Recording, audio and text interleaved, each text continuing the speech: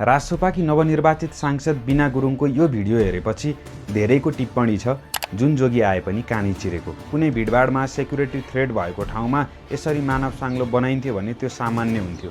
तर बिना गुरुङको हकमा यो निकै असुहाउँदो देखिन्छ। अहिले हामी र हाम्रो समाजले सरल स्वभावका, धेरै हाइफाई नगर्ने र काम गर्ने अनि आशा जगाउने नेता खोजेको छ। उम्मेदवार नै नचिनी धेरैले आशा लागेर यो अरूभन्दा फरक छ कि एकपटक टेस्ट गरौँ भनेर रासोपालाई मत दिएका छन्। अनि जितेपछि हुने यस्ता गतिविधिले नयाँ भनिएका पार्टीलाई पनि क्वेसन गर्ने ठाउँ दिन्छ। आज रासोपा मात्र होइन, हिजो एमाले, काङ्ग्रेस सहित अरू पार्टीका नेता पनि पिर्के सलामी, कुर्ची सलामी, टेबल सलामी लिने दिने गरेर बिग्रिएको कार्यकर्ताकै कारण हो। हिजो कतिपय मन्त्री, प्रधानमन्त्री पनि व्यक्तिगत कारणले भन्दा सचिवालयको टिम, कार्यकर्ता र स्वार्थ समूहले गर्दा फसेका छन्।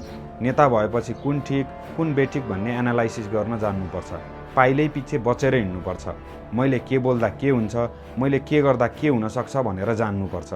जब नेताले धेरै तडक भडक गर्छन्, आफ्नो क्षमताभन्दा बाहिरका कुरा बोल्न थाल्छन्, अरूको इन्ट्रेस्टको कुरा र प्रस्तावमा नो भन्न जान्दैनन्, तब उसको डाउनफल सुरु हुन्छ। नन पोलिटिकल ब्याकग्राउन्डबाट आएका बिना गुरुङ जस्ता धेरैलाई कस्ता विषयले आलोचना हुन्छ भन्ने जानकारी पनि छैन। अहिले भाइरल भएको भिडियोमा बिना गुरुङ आफैले गलत नियत राखेको भन्न त मिल्दैन, तर जे हुन पुग्यो त्यो चाहिँ ठिक भएन। रासोपाले अब आफ्ना धेरै सांसदलाई ग्रिपमा राख्नुपर्ने चुनौती छ।